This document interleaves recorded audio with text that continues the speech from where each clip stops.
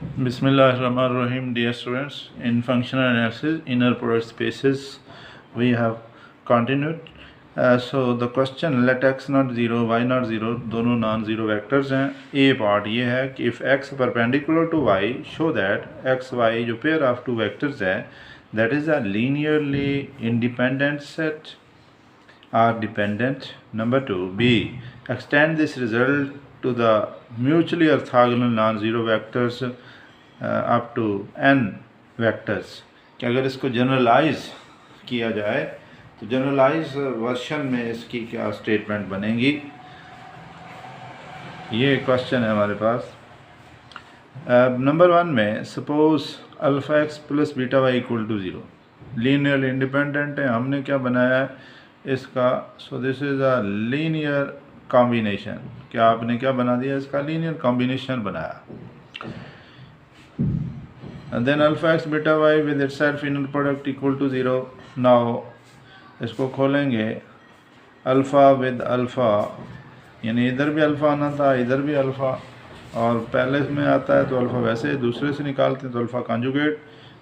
इसी तरह से ये तरतीब आप जारी रखेंगे. Alpha x with alpha x, alpha x with beta y with alpha x and beta y with beta y. जैसे अभी मैंने ये 4 टर्म बन जाएंगे आपके पास. इनको एक्सपैंड करते हैं alpha beta conjugate x y, beta alpha conjugate y x and beta beta, और जी कॉन्जुगेट जो होता है that is equal to g mod square. So alpha mod का स्क्वायर बनेगा और ये इनर प्रोडक्ट जो है हमारे पास नाम की शक्ल में लिखा जाएगा एक्स नाम का स्क्वायर. और इस तरह ये, और ये दरमियान वाले जो दो हैं ये ज़ीरो के इक्वल आ गए हैं बी काज. इसकी रीज़न ये है कि दोनों वेक्टर एक्स और वाई जो हमें दिए गए हैं, ये क्वेश्चन में गिवन है, दे आर परपेंडिकुलर ऑर्थोगोनल हैं, तो इसका मतलब फिर उनका इनर प्रोडक्ट है ऑलवेज इक्वल टू 0 होता है. तो रिड्यूस होकर रिजल्ट जो बनेगा वो अल्फ़ा मॉड स्क्वायर या सिंपल अल्फ़ा एक्स नाम स्क्वायर एंड बीटा आपके पास मॉड का स्क्वायर वाई नाम स्क्वायर. सो दिस इम्प्लाइज, अब ये जो वेक्टर हैं एक्स वाई, ये तो गिवन है कि नॉन ज़ीरो वेक्टर्स हैं, ये ज़ीरो नहीं हो सकते. तो पॉसिबिलिटी फिर क्या है कि कांस्टेंट जो है वही ज़ीरो होंगे, अल्फ़ा भी और बीटा भी, दो वेक्टर्स का लीनियर कॉम्बिनेशन. और जब सारे कांस्टेंट ज़ीरो के बराबर आ जाते हैं तो ऐसा कॉम्बिनेशन जो होता है वो लीनियरली इंडिपेंडेंट होता है. जबकि डिपेंडेंट कॉम्बिनेशन में एटलीस्ट वन कांस्टेंट जो है उसकी वैल्यू नॉन ज़ीरो होनी चाहिए. ये सो मैनी टाइम्स पहले भी जो बात हुई और इसको आपको क्लियर होना चाहिए. So in this way we can say X Y is linearly independent, क्योंकि लीनियर इंडिपेंडेंट में all constants are equal to 0. Second question extension है, जिसको जनरल वे से जनरल फार्मूला भी आप कह सकते हैं कि let all X I zero not non zero I from 1 to n and X I is perpendicular to X J. ये क्या है, for I not equal to J, mutual एक दूसरे के साथ ऑर्थोगोनल है. Suppose linear combination sigma I from 1 to n alpha I X I is equal to 0. So इसको खोल के लिख लें अल्फ़ा 1 x1 अल्फ़ा 2 xn, और इस तरह इसके दो पार्ट आपस में लीनियर कॉम्बिनेशन बन जाएंगे. और हम देखेंगे कि अल्फ़ा 1 मॉड का स्क्वायर x1 नाम का स्क्वायर, अल्फ़ा 2 मॉड x2 नाम, यानी ये सेल्फ वाले रह जाएंगे. बाकी अदर जो होंगे जहाँ पे x1 x2 या x2 x3 एक दूसरे के साथ आई और जे वेरी करेगा, वो सारे के सारे इक्वल टू 0 हो जाएंगे, because all other vectors are each equal to 0 being the orthogonal. So we come to know alpha 1 alpha n all constants are equal to 0, and when all constants are become 0 then the given combination is a linearly independent. तो हमारे पास जो set of vectors हैं वो mutually orthogonal इस तरीके से prove कर सकते हैं. तो इन this way, second way, in an inner product space x u is equal to xv for all x, and so this implies u must be equal to v. Suppose करते हैं कि x u equal to x v क्या है, और इसको एक side पे लेके आ जाते हैं, एक्स दोनों में सेम है, यू डिफरेंस वी हो जाता है.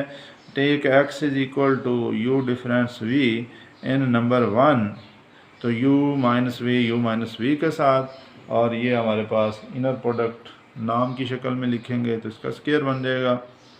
सो u minus v equal to 0 and from this u is equal to v।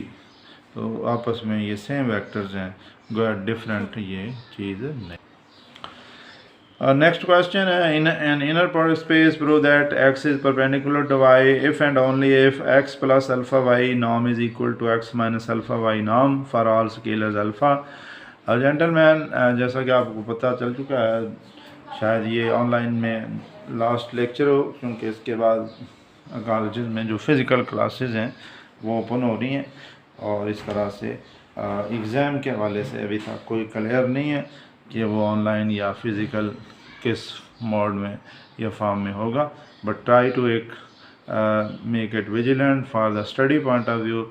जो अच्छा स्टूडेंट है वो काम करेगा थारोली फिज़िकली के लिए, क्योंकि आगे जाके जब आपके नेक्स्ट सेमेस्टर्स आने हैं और BS, तो नेक्स्ट फर्दर जहाँ भी आप जाएंगे रिटर्न में और इंटरव्यूज़ में, तो ये सारी चीज़ें आपकी बेस बनेंगी। जिस बंदा कुछ स्टूडेंट को कुछ आता होगा, यकीनन उसकी लिए कामयाबी, और जिस बंदे ने वैसे ही सारा ऐसे ही सेटअप में कुछ भी नहीं किया, तो यकीनन उसके लिए very tough to compete. So let if and only if हम ये कहते हैं कि अगर x परपेंडिकुलर है y के, तो हमें ये प्रूव करना है कि x अल्फ़ा y का नाम है and x minus alpha y कोई डिफरेंस नहीं है इसमें। तो उसने इसका नाम लिया, दोनों को एक्सटेंड किया, यहाँ पे इसका स्केयर भी लिया जा सकता था, फिर भी ठीक था। अदरवाइज़ ये भी हम कर सकते हैं x प्लस अल्फ़ा y नाम का square x minus alpha y नाम का स्केयर। इस तरह स्केयर के अंदर और भी इजी हो जाएगा आपके लिए। इसमें कोशिश की कर लें आप। अब इसको खोलें, x alpha with and alpha alpha conjugate. ये क्यों ऐसा है? बिकॉज ये उसने दे रखा है परपेंडिकुलर है, और जब परपेंडिकुलर होते हैं तो एक्स वाई इनर प्रोडक्ट आपके पास इक्वल टू 0 होता है, ये हमें पता है। तो ये बन जाएगा आपके पास। इसी तरह से दूसरे वाली स्टेटमेंट जो है राइट हैंड साइड लेते हैं, उसके अंदर भी वही चीज़ें हैं। और ये देखें, अगर मैं इसको नंबर 1 कह दूं और इसी तरह से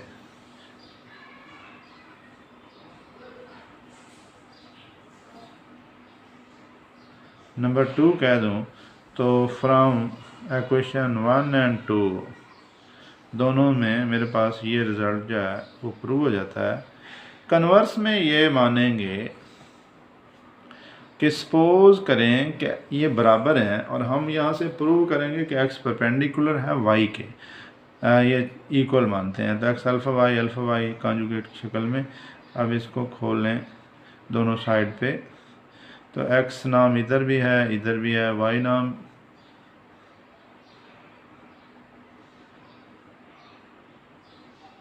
तो ये बन जाएगा आपके पास, ये दोनों में सेम हो जाएगा,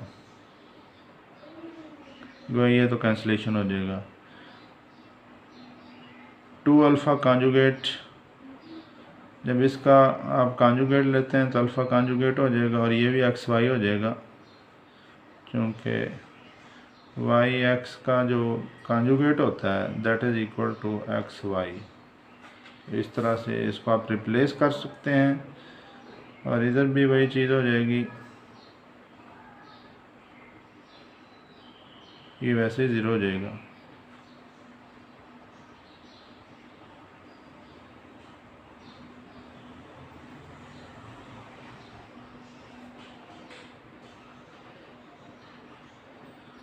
So alpha yx and alpha yx is equal to 0, but 2 alpha not equal to 0, क्योंकि अल्फ़ा जो है वो तो 0 नहीं हो सकता। इसलिए ओनली ऑप्शन ये है कि वाई एक्स जो इनर प्रोडक्ट है ये 0 हो जाएगा, और जब ये 0 हो जाएगा तो दैट मीन्स कि आपके पास x जो है वो परपेंडिकुलर है y के साथ। So that was our required, यही चीज़ हमें डिज़ायर्ड थी जिसको हमने करना था।